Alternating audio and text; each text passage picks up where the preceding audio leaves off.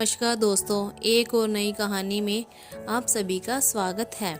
राजस्थान वह शहर है जहाँ पर एक लड़की का जन्म हुआ था। उसका नाम बड़े प्यार से कोमल रखा गया था, पर कोई नहीं जानता था कोमल अपनी किस्मत में क्या लेकर आई है। जब वह 2 साल की हुई तो कोई भी बात को समझा नहीं करती थी। उसकी माँ हर दिन उसका लड़की में परिवर्तन देखा करती थी। वह छोटी सी बच्ची के मुंह से माँ शब्द सुनने के लिए तरसा करती थी, पर उसकी माँ को यह नहीं पता था कि उसकी लड़की में कुछ कमी है। एक दिन अचानक से उस लड़की को दौरे पड़े और वह जमीन में लेटने लगी। यह देखकर उसकी माँ घबरा गई और भागकर डॉक्टर के पास ले गई।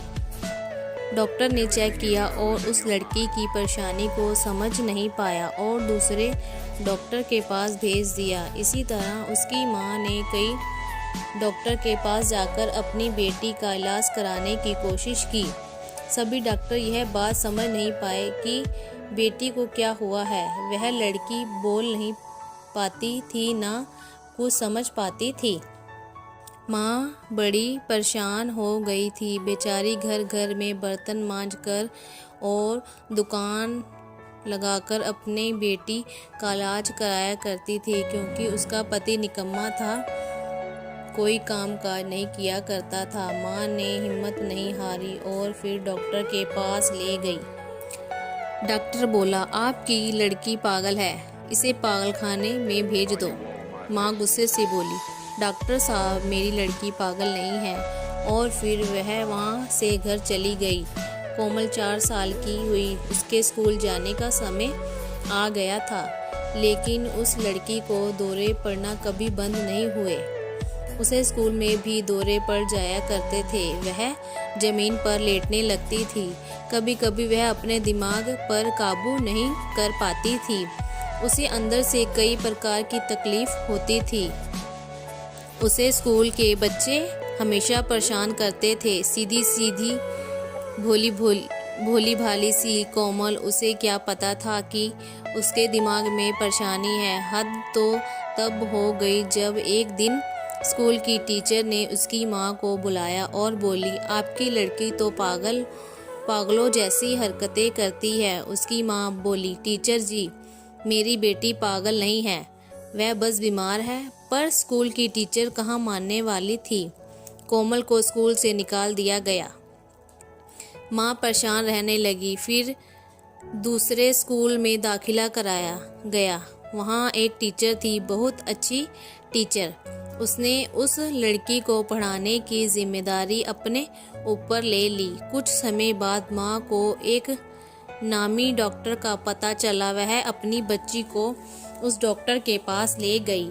डॉक्टर ने चेक किया और बताया कि आपकी लड़की पागल नहीं है। नाम बताओ जिसने इस लड़की को पागल कहा है, मैं इसे ठीक करूँगा। बस इसके पेट में एक पटार है जो धीरे धीरे इसके दिमाग में चढ़ने की कोशिश कर रही है। इसकी वजह से इसके दौरे आते हैं। मैं इस पटार को निकालकर नए तरीके से इलाज करूँगा।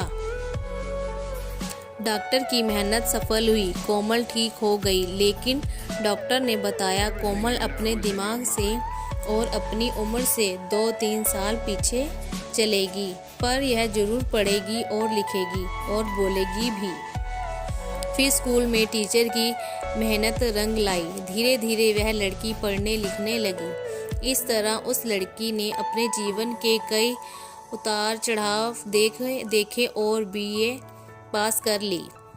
लेकिन लड़की के भाई बहन उसके ठीक हो जाने पर भी उसे पागल बनाना नहीं छोड़ते थे। आसपास के मोहल्ले के कई लोग उसे पागल पागल कहकर बुलाया करते थे। वह लड़की हिम्मत नहीं हारी। जब वह पूरी तरह ठीक हो गई तो उसके बड़े भाई ने उसके ऊपर पहरा लगाना शुरू कर दिया। उसे बाहर छज्जे में खड़े ना होने नहीं देते थे और उसकी पढ़ाई लिखाई पर भी पाबंदी लग गई। वह लड़की पढ़ना लिखना चाहती थी और आईपीएस अफसर बनना चाहती थी, परंतु उसकी माँ और भाई ने उसकी कोई इच्छा पूरी नहीं की और उसकी शादी कर दी गई।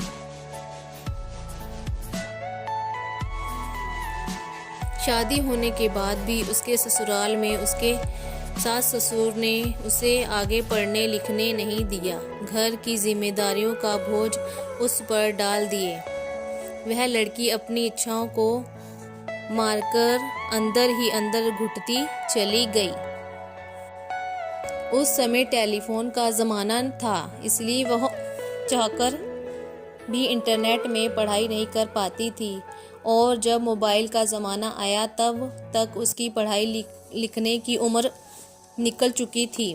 फिर भी उसने हिम्मत नहीं हारी। फिर आया फेसबुक। कोमल ने उसके माध्यम से अपनी पहचान बनाने की ठानी।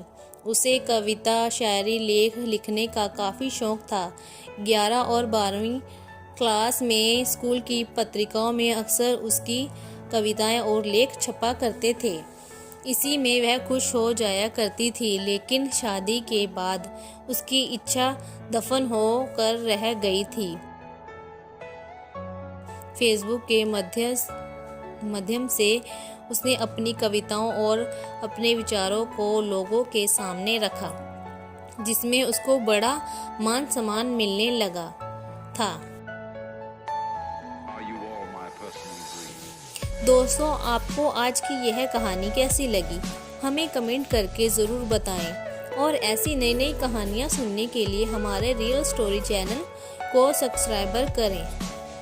कहानी सुनने के लिए थैंक यू दोस्तों।